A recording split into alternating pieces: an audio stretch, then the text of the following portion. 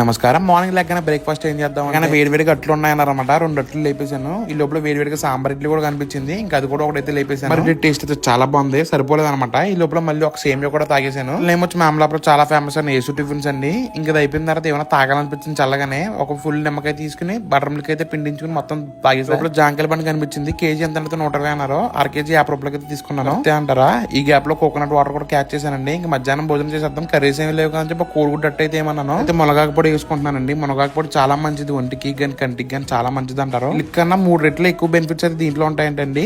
నీరు గోనూనె కలిపి తిన్నాను, చాలా బాగా చేస్తారు. పొళ్ళు గానీ పచ్చళ్ళు గానీ ఏమైనా సరే. ఈ లోపల కొత్త ఆవగా పెట్టారు, కొత్త ఆవగా కూడా వేసుకుంటున్నానండి. మంచి నీట్ గా కాసిన కాయలు అనమాట అండి. ఈ ఆవగా అయితే పెట్టేసాం. ఆవకాయలు నెయ్యి కూడా చాలా ఇంపార్టెంట్ కదండి. మంచి ఫ్రెష్ గా కాసిన నెయ్యి అనమాట అండి. ఇది దగ్గర ఒరిజినల్ గీ కూడా అయితే దొరుకుతుందండి. నెయ్యి రైస్ లో కలుపుకోనండి. రైస్ లో కలుపుకుంటే నేను ఘాటు చచ్చిపోద్ది అనమాట. అలా పక్కన వేసుకుంటాను. తర్వాత నెయ్యి తింటాను అనమాట. అలా చాలా బాగుంటది. మీరు ఎలా తింటారో కామెంట్ చేయండి. పొళ్ళు కూడా దొరుకుతాయండి. పైన గోదావరితో మినిస్టర్ ఉంటుంది, దాంట్లో ఎక్స్పీరియన్స్ చేయొచ్చు మీరు. ఈ రోజు ఎక్కువ కర్రీస్ అయితే వండలేదు అనమాట అండి. అందుకు ఆమ్లెట్ అయితే ఏమన్నాను. మా సైడ్ కర్రీస్ గానీ ఏమన్నా నచ్చలేకపోతే నీట్ గా మమ్మీని ఆమ్లెట్ ఏమంటే ఆమ్లెట్ వేస్తారు. చాలా మంది కూడా ఇలాగే చేస్తారండి. గుడ్ అన్నావు, నాకు ఎంత ఇష్టమోనండి.